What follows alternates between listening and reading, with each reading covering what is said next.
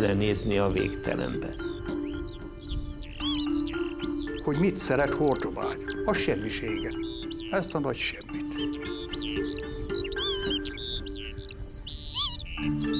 A látóhatárnak is, hogy nincsen vége.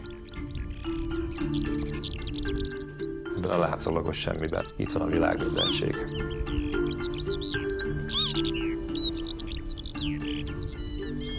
Hortobágyon megtanulja az ember, hogy milyen kicsi.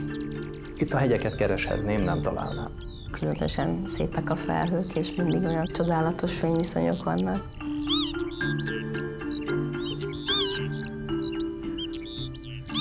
Ez a minden. Ezt nem lehet elmondani, mondom, ezt érezni kell Isten igazából.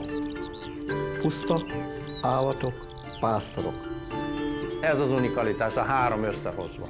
Tájkép, élővilág és emberek.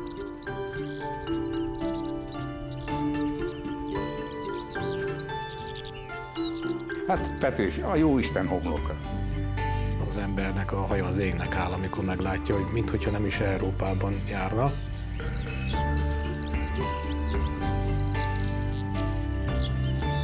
Hát ez a Hortobágy az olyan, mint egy jó bor, idő kell neki.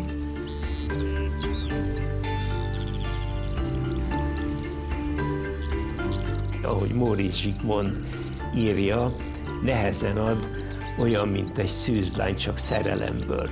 És hát ezt a szerelmet ki kell érdemelni.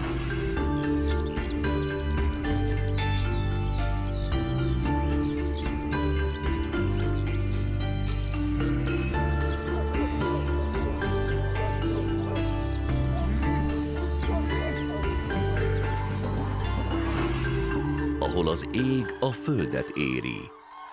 50 éves a Hortobágyi Nemzeti Park.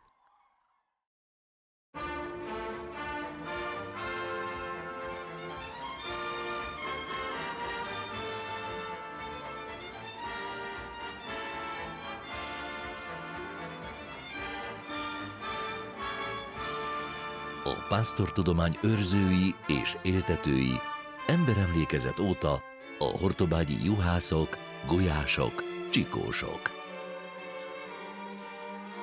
Jószágtartó tudásuk, a régmúltban gyökerező szokásaik ma is a Hortobágy fontos értékei.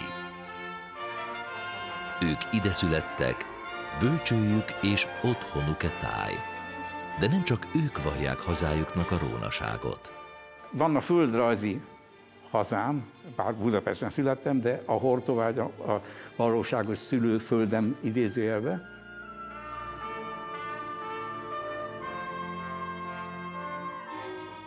A Hortobággyal 1953-ban kerültem kapcsolatba. Egy iskolai kiránduláson, az 70 éve volt. Most pedig a Nemzeti Park alapításának 50 éves évfordulóját ünnepeljük, nagyon jól összecseng ez a két dolog. Akkor 6 éves voltam, most 86 vagyok, tehát 80 éve ismerem a Hortobágyot.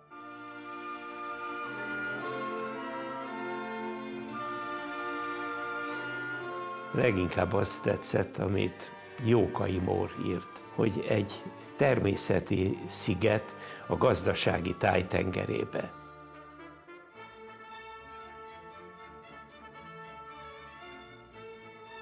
Móricz Zsigmond azt írja, hogy felszántják a Hortobágyot, mintha szíven szúrtak volna, úgy hatott rám a hír, megszűnik a Magyar Nemzeti Park. 1931-ben, amikor Magyarországon még természetvédelem nem volt, természetvédelmi területek még nem voltak, ő már a Hortobágyot Magyar Nemzeti Parknak nevezte. Az 1930-as évek végén az első természetvédelmi terület a debreceni Nagyerdőben létrejött. Ebben az időben a világ különböző részein már voltak nemzeti parkok, megindult a természetvédelem, és az 1960-as évekre a természetvédelem, környezetvédelem felhívta a figyelmet a problémákra, hibákra, a megőrzés szükségességére. Magyarországon is működött akkor az Országos Természetvédelmi Hivatal, még a természetvédelem a Nemzeti Park gondolatával nem is próbálkozott ismerkedni.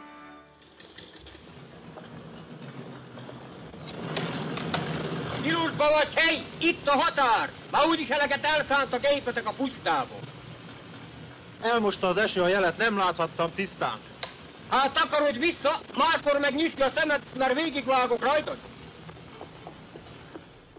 1967-ben több nemzetközi hírű tudós, szám szerint 22-en egy petícióval fordultak a Magyar Tudományos Akadémiához és Magyarország elnöki tanácsához, és ebben a petícióban a természetvédelmi gondolatot próbálták erősíteni azzal, hogy azt írták, hogy a természetvédelmi tennivalók közt ezen a világon a legfontosabbak közé tartozik a magyar puszták védetté nyilvánítása. Csak tudósokkal és természetvédőkkel szerettünk volna valamit akciót csinálni, és rájöttünk arra, hogy erre a legalkalmasabbak a hírességek nyugaton, 5 Nobel-díjas, és írtunk egy ilyen pro natura kiáltványt, tisztelettel kértük a Magyar Népköztársaság kormányát és a Tudományos Akadémiát, hogy segítsenek a puszta megvédésére, mert a veszély az volt, hogy felszántják, rizsföldek jönnek, a rackákért lámákat akar tartani, a szürke marhát, kosztromai marhát és ilyen dolgokat.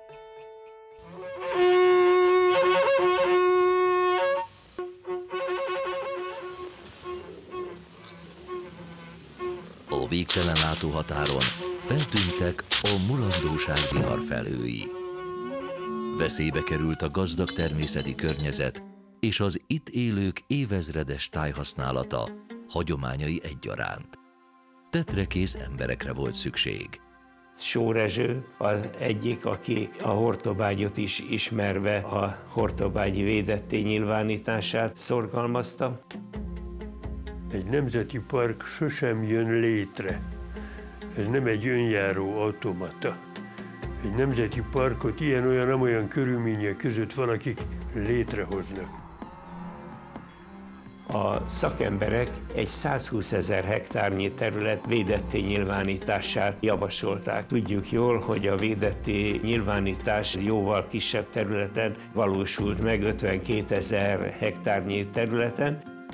Érdekes módon pont egy évre később a Nemzetközi Madárvédelmi Szövetségnek a gyűlése Balaton parton volt. Lejött a miniszter, a Dimény úr, és meghirdette azt, hogy most lesz nemzeti park a Hortobágy. Ez volt a reakciója, annak nagyon örültünk.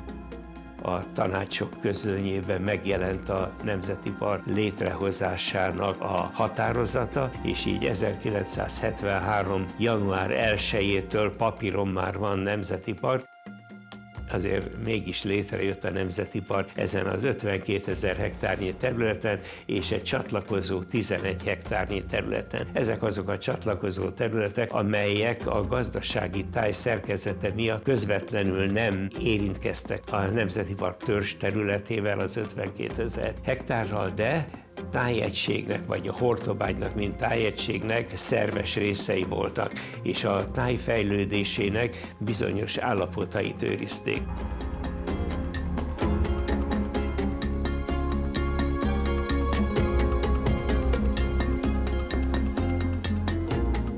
Az egykori természetes sztyeppvilág, a sokszínű vadon élő állat- és növényfajok élőhelyének változatos rendszere egy csapásra esélyt kapott a fennmaradásra. Ez a Hortobágy, ez úgy jó és úgy működtethető, jól és egészségesen és eredményesen, ha egybe van.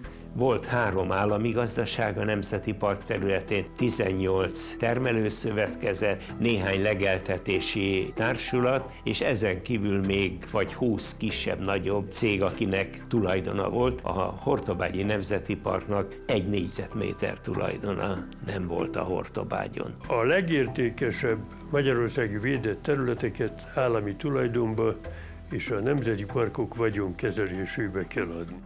Felvásároltuk a területeket, örömmel mondhatom, hogy 19.500 hektárból 320-330 000 hektárra nőtt a parkok kezelésében lévő értékes területek aránya, amihez hozzájöttek később ezek a különösen értékes, történelmileg honosított hatalmas állatállományok.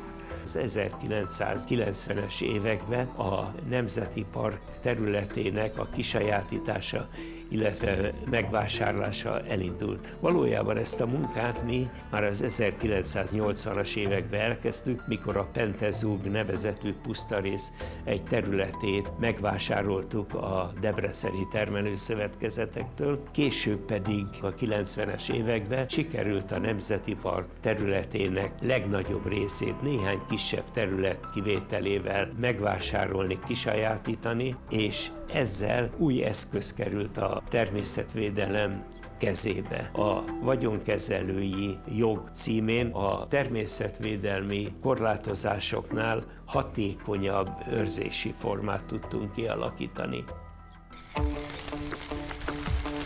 A Hortobágyi Nemzeti Park nagy hangsúlyt fektet a 41 természetvédelmi őr folyamatos képzésére, tudásának fejlesztésére.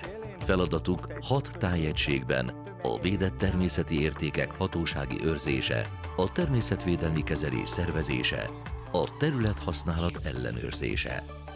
A siker végtére azon áll vagy bukik, hogy a törvényi szabályozás milyen mértékben valósul meg kint a védett területeken.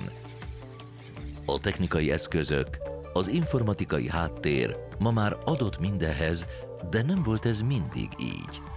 Amikor már természetvédelmi őrszolgálatról beszélhetünk, az a Hortobágyi Nemzeti Park megalakításának időpontjával esik egybe. 1973-ban 5 természetvédelmi őrrel és egy terepjáró gépkocsival kezdte meg munkáját a 19 fős stáb. Ez az időszak gyönyörű volt számunkra, mert megismerhettük a Hortobágyot, megismerhettük a hortobágyi pásztorokat. Szoktuk volt mondani, hogy a daliás idők.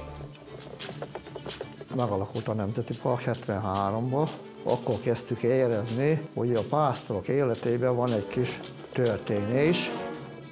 Ezek az emberek tökéletesen ismerték a pusztát. Látnézve a régi írásokat kiderült, hogy volt itt olyan időszak, amikor szarvasmarhából volt 35 000, juhból 60 000, lóból pedig 15 000. Nagyon komoly jószágállomány számait nem kutató dolgozta fel, hanem Jókai Mór. A Jókai lejárt oda, és tényleg fölírta, hogy hány birka legelt akkor, hány most, mekkora volt a lóállomány, mekkora volt a szürkevarrá. Mikor a Nemzeti Park megalakult, szarvasmarhából volt 9 000, juhból körülbelül 80 000, lóból pedig egy 400 darab. Melyik Hortobágyt védjük? A Mária Terézia korit, a Ferenc Jóska korit, vagy szerintem pontosan azt a kort, amikor Jókai járt a Hortobágyon, mert akkor volt, kulminált a jószágállomány, akkor kulmináltak a népviseletek, az volt az aranykor. Puszta.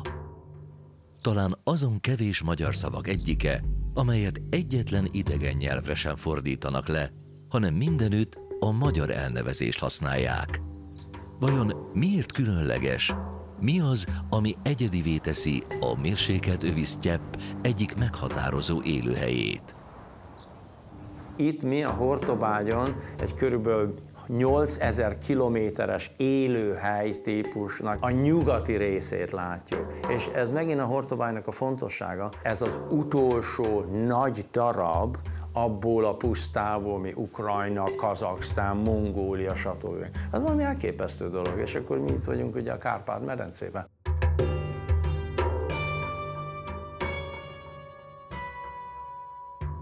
Kitai Belpálnak az úti naplóiban is már olyan sziki növényfajok vannak, amelyek csak szikesen élnek jelenlegi tudásunk szerint. Ez azt jelenti, hogy egy ősi sztyeppei élővilág maradványa található a Hortobágyon, és olyan mennyiségben éltek, hogy az is bizonyítja, hogy nem a folyószabályozás hozta önmagában a szikesedést. A terület természeténél fogva víz járta. A régiek azt mondták, hogy a Hortobágynak 2 isten kéne, az egyik árassza, a másik szárassza.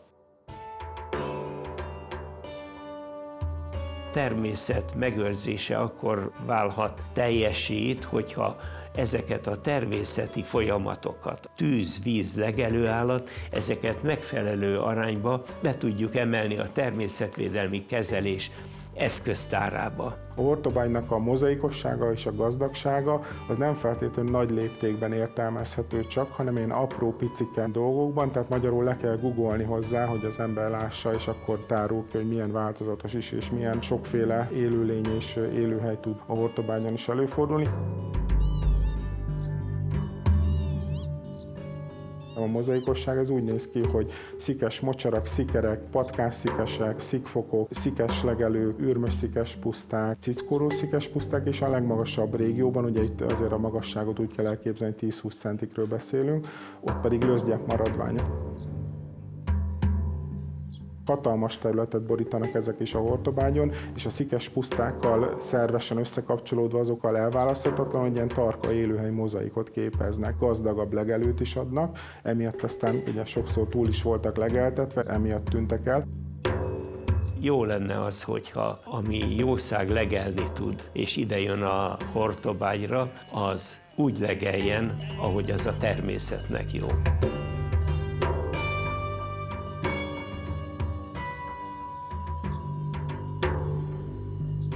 Jó legelő, minél kövérebb legyen a mező, mert annál jobb a jószágunk. És ugye egy pásztorembernek az a legnagyobb dicsőség, hogyha a jószágot dicsérik, nem őt, mert akkor azzal már őt is megdicsérték.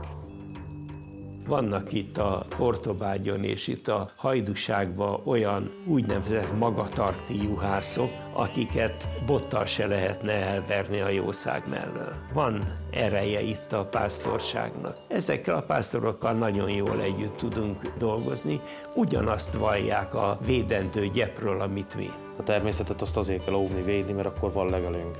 Ha van legelőnk, akkor jó a jószágunk. Ha jó a jószág, akkor ugye abból van a fizetésünk, úgy kapjuk a fizetést.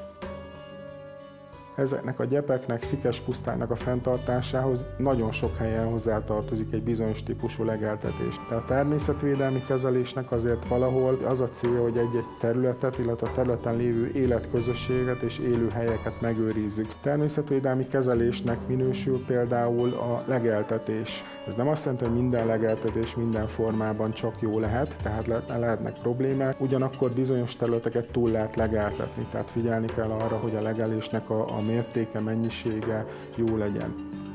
A lelkiismerete az embernek az nem engedheti meg ezt, hogyha valaki ezt a szívvel, lélekkel csinálja, akkor az nem lehet az, hogy most a természetet tönkretegyük.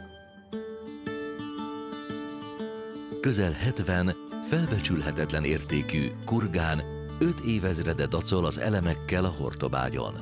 E kunhalmokat a rézkor végén fejedelmeik földpiramisaként a jannaja kultúra nagy állattartó nomádjai emelték. A kunhalmok maradtak a Magyar-Alföld agrársivatagában szinte az utolsó menedékei a sztyeppei élővilágnak. A kurgánokat ugyanis először szakrális okokból, azután pedig praktikus okokból általában megkímélték a beszántástól. Így aztán menedékül szolgálhattak az eredeti tájban létező sztyeppei flórának és faunának. A jó állapotú gyepekkel borított halmokon igazából az 5000 évvel ezelőtti tájra jellemző fajok vannak jelen. Ezek mind-mind vagy védett fajok, amik a környező tájból azóta eltűntek, vagy ritka fajok, amik éppen sajnos eltűnőben vannak. Maga a kurgán az ugyancsak néhány méter, sokszor csak egy olyan max. 10-15 méterre emelkedik ki a környezetéből, de ugyebár van egy északi oldala, van egy déli oldala, keleti-nyugati oldala. Ez mikroklimatikusan nagyon erősen befolyásolhatja azt, hogy ott milyen élőlény tud megmaradni. Egy nagyon fontos dolog lenne az, hogyha lehetőség adódik rá a természetvédelmi kezelésű területeken, akkor rehabilitáljunk élőhelyeket. A kunhalmoknak a teljes restaurációjára a legjobb módszer az a gyeptelepítés. Erre már megvannak a bevett módszerek. Igazából a Hortobágyi Nemzeti nagyon sok gyeprekonstrukciót végeztünk, ugyanakkor ezeket a technológiákat lehet alkalmazni a kunhalmokon is. Tehát igazából ilyen kis mikroléptékben pici gyepi élőhelyeket létre tudunk hozni, és ezáltal ilyen kis biodiverzitás hotspotokat lehet létrehozni a tájban. A halmoknak a rekonstrukciójával egy tájléptékű löketet adunk a természetvédelemnek, hiszen a fajgazdagságot akár tájszinten is tudjuk ezáltal növelni.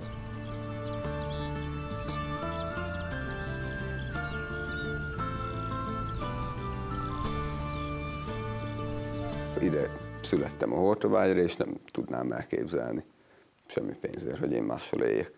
Mindig abból érzem, ha elmegyek valahol messzebbre egy kicsit, akkor megközelítem a pusztát. Na most itthon vagyok, ez az én hazám.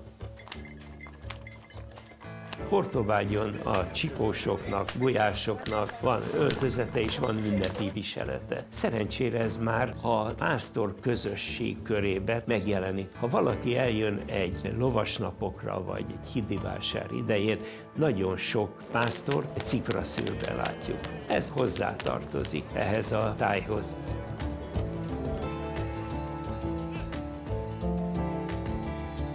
A pásztor az tud slambucot készíteni, tud beszélni a tájról, a villanykerítés az ilyesmihez nem ért. A pásztor életet, amit ugyanannyira meg kellene őrizni, mint a természeti értékeket, csak akkor tudjuk fenntartani, hogyha a pásztornak szerepe van a pusztán.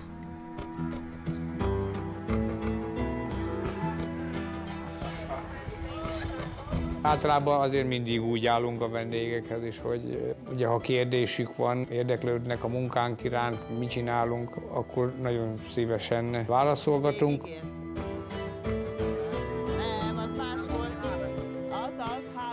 A pásztorság az sok esetben apáról fiúra száll.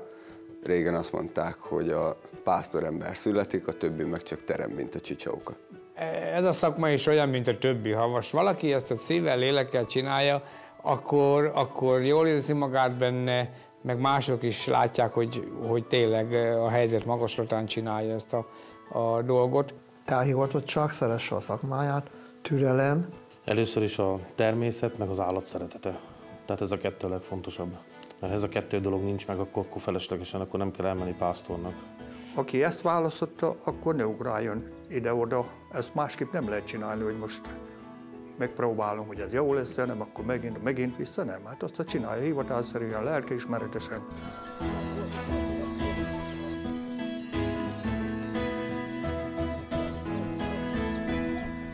Pásztoroló legeltetés, a pásztor irányításával, felügyeletével végzett legeltetés az egy nagyon fontos dolog. Néprajzi, kulturális szempontból is, de magának a gyepnek a szempontjából is lényegesen jobb tud lenni általában, és természetvédelmi kezelést is jobban megoldja, mint mondjuk egy villanypásztoros legeltetés. Ugyanakkor az már egy kőkemény gazdasági kérdés, hogy lehet-e pásztorembereket találni, ilyen paraméterekkel eljönnek-e igazi, a szó nemes értelmében vett pásztoremberek a jószágra felügyelni. A fiatalok között ki akar pásztornak menni? Ha megkérdezték a gyerektől, hogy mi leszel, ne leszel, csikós. De mondjuk én nem bántam meg a mai napig, hogy ezt folytattam. Most lasszóval kell fogni az embereket.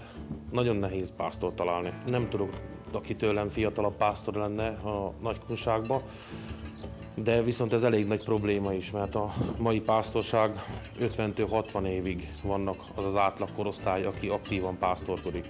Ha ez a korosztály elmegy nyugdíjba, nincs utánpótlás. Ez a legnagyobb probléma. Fiatalokat nem lehet már rávenni most, hogy jöjjenek itt anyára dolgozni. Nincs meg a természet szeretete, mindenki ugye a telefonos világban élünk, a számítógép világába, és nem szeretik ezt. Gyerekként elviszi őket, ez szerintem a sodrás.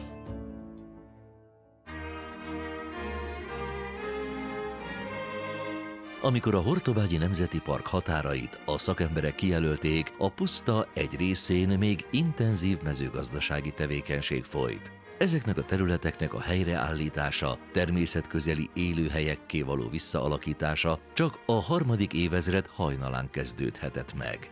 Lehetőségek akkor nyíltak meg, amikor 2001-ben ugyan még nem voltunk az Unió tagjai, de az Unió legfontosabb a természetvédelmi kezelésekre elkülönített pénzügyi keretéhez, a LIFE finanszírozási rendszerhez 2001-től Magyarország már hozzáfért akkor. Lehetőségünk nyílt arra, hogy különböző Európai Uniós és hazai források felhasználásával elkezdjük táji szinten a tájsebek felszámolását. Ezek közül is kiemelném az 50-es, 60-as években épült régi és használhatatlan rizstelepek töltésrendszerének a felszámolását. Ezeknek a csatornarendszereknek a teljes hossza meghaladta az 1000 kilométert. Ez volt az első nagy olyan tájléptékű beavatkozásunk, amit ennek a LIFE programnak a segítségével meg tudtunk valósítani. A Nemzeti Park az elmúlt 50 évben eltüntette azokat a csatornákat, amik leszállították a pusztát, amik elviszik a vizeket, eltüntette a rizskalitkákat, és ezzel több tízezer hektáron visszaadta a pusztának azt, ami a sajátja volt, ezt a gyönyörű vízjárását.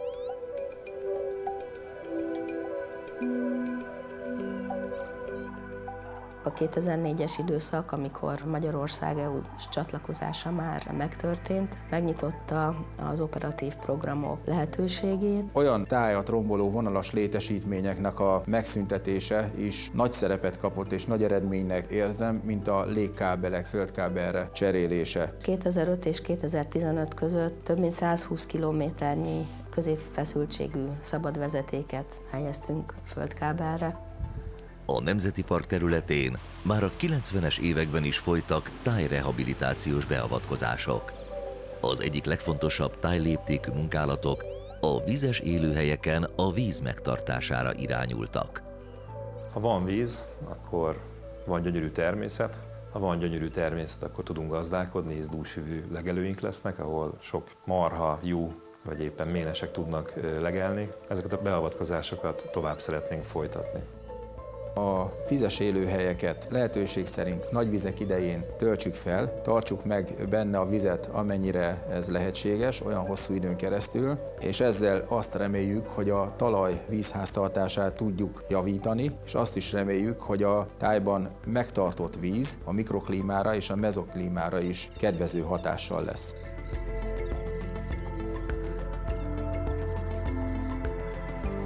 Ha most számszerűsíteni szeretném, akkor én azt gondolom, hogy Hortobágy térségének közel 30 000 hektárján javítottunk, nem megoldottunk, tehát van még feladat bőven, de javítottunk a víz megőrzésén.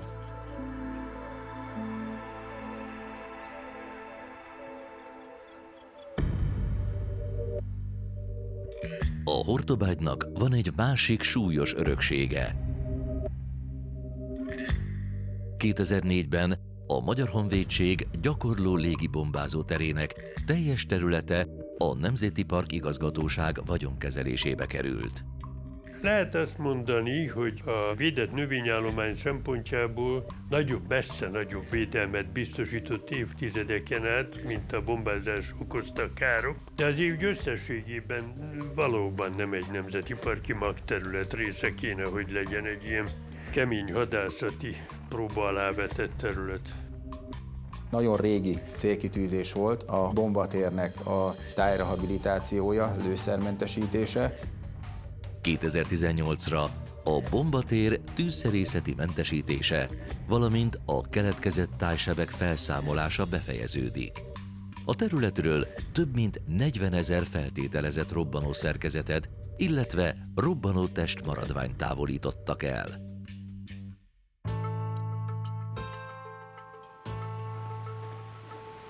Átadtuk a pusztát újra az őt fenntartó folyamatoknak, az összegyűlő csapadékvizek mozgásának.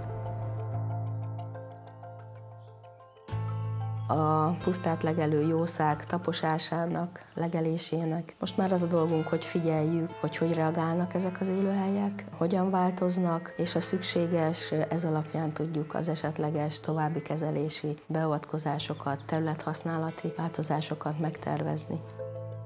Nem lehet leállni. Tehát erről szól a modern világ, semmiben nem lehet leállni, mindig jönnek új dolgok, technikák, új fejlemények, a társadalom változik. Ez nem küzdelem, fel kell venni a kesztyűt, és élvonalba kell tartozni. A természetvédelmi terület és egy nemzeti park közt a különbség az, ott csak védjük a ott lévő fajokat.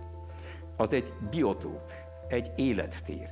Egy nemzeti parknak egy lelke van, pszichotóp, lélektér, az több, mint a védett fajok összessége. Annak hangulata is van, ezt kell védeni. A Hortobágy különleges harmóniája sokunkat megérint.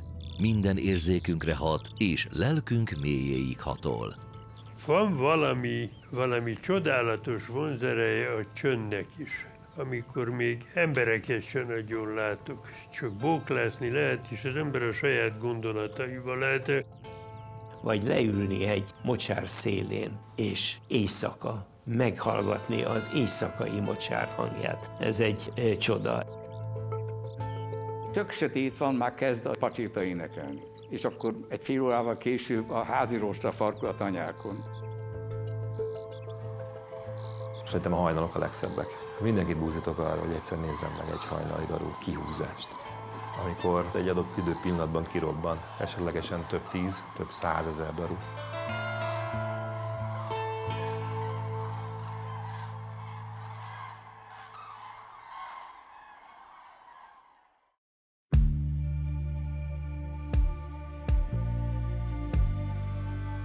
A Nemzeti Park szinte az összes hazánkban jelenlévő nemzetközi természetvédelmi kategóriával érintett. Területének egy része az Ember és Bioszféra programhoz kapcsolódó Bioszféra rezervátum. Vizes élőhelyei jórészt a vízi élővilág védelmére kijelölt területek a Ramszari Egyezmény oltalma alá esnek. 2004 óta a Nemzeti Park az Európai Unió természetvédelmi hálózatának, az úgynevezett Natura 2000 hálózatnak is része. A 90-es évek legvégén a Nemzeti Park újabb nemzetközi elismertséget kapott. 99. december 1-én került fel a Hortobágyi Nemzeti Park a világörökség listára. Ezernyi dolog szépen alakult, a világörökség címet is sikerült megszerezni. Ma is mosolyogva mondom, és ezt sokszor említettem drága hortobágyi kollégáimnak, akik sírtak, majdhogy nem sírtak, hogy úgynevezett kultúrtáj kategóriában hoztuk be nagy-nagy munkával és lobbizással a Nemzeti Parkot. Óriási siker volt, Marokkóban, Marrakesben volt a bizottsági ülés, emlékszem, Gáborral, Szilágyi Gáborral ültünk ott, és hát hihetetlen öröm volt. A Hortobágyi Nemzeti Park világörökségi területének kiterjedése 74.800 hektár egészen pontosan, ezáltal nem csak a legnagyobb nemzeti parkunk, de a legnagyobb világörökségi helyszín is Magyarországon. Majdnem 100%-a állami tulajdonban van, és 75% a Nemzeti Park igazgatóság vagyonkezelésében van, ami egy nagyon fontos szempont a világörökségi cím megtartása szempontjából is, mivel ez a záloga annak, hogy ezt a területet hosszú távon a természet és a kulturális értékek védelme érdekében fogják a jövőben is kezelni. A Természetvédelmi Világszövetség a 90-es években kötelezővé tette a nemzeti parkok területének övezeti besorolását. A Hortobágyi az egyetlen olyan nemzeti parkunk, amely övezeti beosztással is rendelkezik. Ám ennek vannak feltételei. Komplex természeti állapotfelvételi programot kell indítani, és a nemzetközi előírások szerinti övezeti rendszereket kell létrehozni. Úgynevezett naturzónákat, ahol az emberi tevékenység, klasszikus mezőgazdálkodás ebben az értelemben megszűnt, vagy meg kell szüntetni. A Nemzeti Park területén a szakemberek 3 övezetet alakítottak ki. Az A övezet a természeti övezet, a B a természetkímélő hasznosítás övezete, a C pedig a szolgáltató övezet, melybe a turisztikai bemutató létesítmények is tartoznak. Az A-zóna egyik legfényesebb csillaga a Pentezugi vadlórezervátum. Mindig azt mondom, hogy Pentezug projekt, nem azt mondom, hogy ilyen vadló projekt, mert a vadló az nyilván egy nagyon fontos része az egésznek, de egyáltalán nem a vadló itt a leglényegesebb rész, hanem itt a Pentezugon van a hangsúly magán a pusztának az ökoszisztémájáról. Nekünk az a célunk, hogy úgy legeltessük a területet, hogy ott az összes növény például képes legyen virágozni, meg termést is hozni, meg ráadásul úgy terjedjenek a saját szabályaik szerint, ahogy a külső körülmények megengedik. Megváltozott a területnek a képe, amikor elkezdtük 25 évvel ezelőtt, akkor gyakorlatilag nem nagyon volt legeltetve a terület, ilyen mellmagasságig érő füvekben gázoltunk sokszor. Ma már nem így néz ki a terület. Az állatok nyilván a saját képükre formálták, hiszen a vadlovakon kívül marhákat is tartunk ezen a területen. Tehát úgy gondoltuk, hogy a ló és a marha képes egy olyan típusú természetvédelmi kezelési feladat ellátására, amire mi gondoltunk, ez nagyjából működik is, a lovak a marhákkal tökéletesen jól el vannak, másféleképpen használják a területet a marhák, mint a lovak. Mi úgy gondoljuk, hogy egy vadon élő állatfaj megóvása szempontjából pontosan az a legjobb módszer, hogyha ugyanazokat a körülményeket biztosítjuk, amelyek évezredeken keresztül is hatottak a populációra. Bizonyos fajok nagyon pozitívan reagáltak erre a típusú tevékenységre. Néhány növényfaj az megduplázta, meg 10-szerezte az állományát a területen. Nagy-nagy öröm, hogy Körülbelül 60 év után visszatért erre a pentezugi pusztára az ugartyúk, ami az egyik legértékesebb pusztai madárfaj a Hortobágyon. Én azt gondolom, hogy egy nemzeti parkban mégiscsak a vadon élő növényekről meg állatokról szól úgy Isten igazándiból a dolog. Most éppen azon dolgozunk, hogy az a védőövezet, amit a magyar jogszabályok kihirdettek 2020-ban, az belátható időn belül egyúttal világörökségi védőövezete is legyen a Nemzeti Parknak.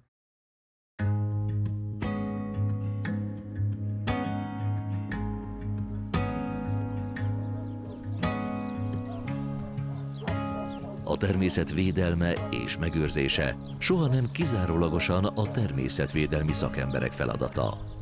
A turizmus, az ismeretterjesztés, a környezeti nevelés nélkül a természetvédelem nem lenne több, mint pusztába kiáltott szó. Nagyon jól gondolták azt az alapítók, amikor a Nemzeti Park megalapításakor az alapfeladatok közé beemelték a környezeti nevelést, hiszen az egész életünk része valójában egy folytonosságot ad generációról generációra, ugyanakkor pedig mégis benne van a változás, a megújulás, az új dolgoknak a megismerése, és a kettőnek az ötvözése. Kimenni egy szép augusztusi éjszaka, és boruljon felénk ez a csillagkupola. Ez is része a környezeti nevelésnek, megmutatjuk, hogy igen, ez is fontos, nem csak nappal védjük a természetet, éjszaka is védjük, hiszen az élővilág és a táj szempontjából fontos. Az égismeret, az ősi nomádok és a máig itt legeltető pásztorok mindennapjainak és mítoszainak öröksége. Ez is hozzájárult, hogy 2011-ben a Hortobágyi Nemzeti Park megkapta a Csillagos Égbolt Park címet. Azokat a helyeket, ahol még csekély az éjszakai zavaró fényeknek a szintje, a fényszennyezés, ezeket a helyeket csillagos égbolt parkokká jelöljük ki, hogy ezáltal megóvhassuk ezeket a területeket a jövőbeli esetleges romló tendenciától. Minden ilyen látogatásnak az a célja, hogy egyre otthonosabban mozogjanak a gyerekek ebbe a környezetbe. Akit nem tudunk megfogni 12-14 éves koráig, az majdnem azt tudom mondani, hogy úgymond elveszett a természetvédelem számára. A vadvilágot lehet testközelből megismerni, vízimadarak sokaságát lehet látni, kalandos utat lehet tenni terepjáróval, kisvonattal, szekérrel. A látogatóforgalom ez alatt az 50 év alatt jelentősen megváltozott. Amíg a 80-as évek közepéig, végéig jellemző módon német nyelvterületről érkeztek ide turisták nagy számban. Voltak olyan napok, amikor 10-nél is több autóbusz érkezett Budapestről. Most már egyéni érdeklődők, látogatók érkeznek, illetve olyan személyek, akik a természeti értéket nézik, értékelik, inkább fotózzák, távcsővel megfigyelik a madarakat. Akik urbanizált környezetben élnek, azok már nem látják a csillagos eget. És ez egy vonzerővé vált. Tehát az asztroturizmus az részévé vált a szelíd turizmusnak, ökoturizmusnak. Jönnek az emberek, szeretnék megnézni a tejutat, az állattövi fényt, a csillagokkal tereszolt éjszakát. A Hortobágyon nem lehet megismerni, hogy egyszer átrohansz rá, egy bemutató, egy pofa sör, és mész tovább. Ez kevés ahhoz. Mára elmondható, hogy a Hortobágy nem egy napos kirándulóhely, hanem több napos programkínálattal rendelkezik. Történelmi cserdek. Ez a mai Európában abszolút kuriozitás. Meg kéne kérdezni 10 embert Budapesten, hogy látott-e már déli bábot? Mi az, hogy tiszavirágzás? Mi a különbség a csorda és a gulya között? A csürhe és a konda között? Mi az, hogy patrasz? Mi az, hogy seggen ülő hodály? Ezt nem tudják. A környezeti nevelés nem csak gyerekeknek szól, ez mindenkinek szól. Csak más korosztályhoz, másképp nyúlsz hozzá, más módszereket veszel elő, más eszközöket használsz, hogy hogyan értsél velük szót, hogy milyen módon juttasd el hozzájuk azt, amit át szeretnél adni. Ez a hely ez tökéletes erre, hogy kis világosságot gyújts, egy kicsi érdeklődést tudják elteni. Nagyon fontos az, hogy a környéken élőket, kicsiket, nagyokat minél jobban elérjük, hogy az itt élő ember az értse meg, hogy mi az az ökológiai környezet, amit mondjuk Hortobágyi Nemzeti Parknak hívnak, az miért fontos, miért unikális, miért egyedi, értse meg annak a működését, értse meg mondjuk azt, hogy ha esetleg valamit egy hatóság tilt vagy korlátoz, akkor az minek az érdekében van, mert hogyha ő ezt így tudja és elfogadja, akkor egy kicsit másképp fog nézni dolgokra. Én azt szeretném, hogyha ebben a tájban, ebben a térségben az embereknek a természethez való kötődése megerősödne, javulna a szemlélete, és az nagyon jól tudom, hogy elsősorban rajtunk múlik, meg az oktatáson. És nem kell mindenkiből természetvédelmi szakembert formálni, mert nem ez a cél. De igenis azt gondolom, hogy mindenki bárhol éljen, bármelyik nagyváros közepén, a belvárosban, előbb-utóbb az élete során kerül olyan helyzetbe, ahol gazdasági érdekeket a természetvédelemmel kell összevetnie. És nagyon remélem, hogyha itt megkapja azt az indítatást, megkapja azt a világnézetet, akkor majd lesz olyan pillanat, amikor a természetvédelmet választja.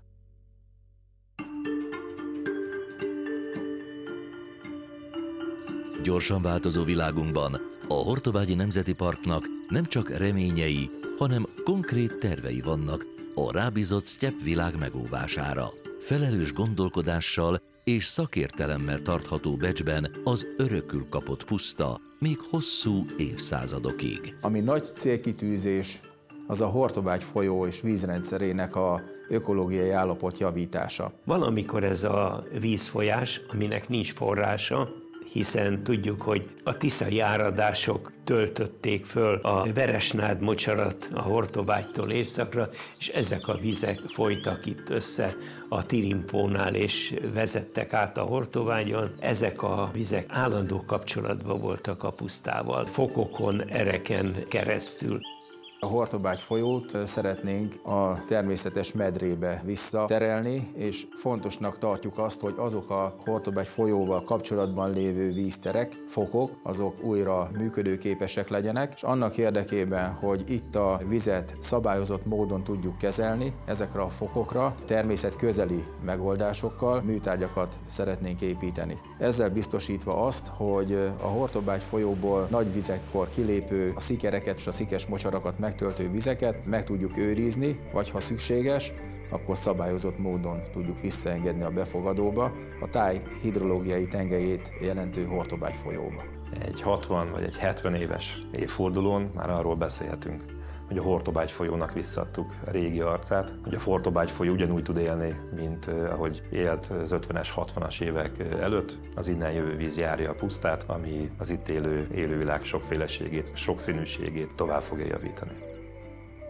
Amit esetleg lehet jobban csinálni, az az, hogy ezeket a kutatói eredményeket beépíteni jobban a Nemzeti Park gyakorlatába, külföldi konferenciákat szervezni, vadlovak vonalán például. Az ökoturisztikai értelemben számomra kihívás az, hogy a következő évtizedben a Nemzeti Park minden természeti értékét, minden világörökségi értékét a rangjának megfelelő módon tudjuk bemutatni. Sőt, ha minden igaz, akkor a Csillagos Égbolt Park rövidesen nevesítve lesz a természetvédelmi törvényben. Eljön majd annak az ideje, amikor a Hortobágyi Nemzeti Park a természeti kritériumok alapján is elfoglalja a helyét a világörökség listán. A legfontosabb az, hogy a természetvédelmi szakmai elvárásokat akár KHT-nak hívják, akár részvénytársaságnak hívják, érvényesíteni lehessen, ne csak papíron, hanem a gyakorlatban. Előbb-utóbb minden terület a Nemzeti Park vagyonkezelésében lesz, a tücsöktől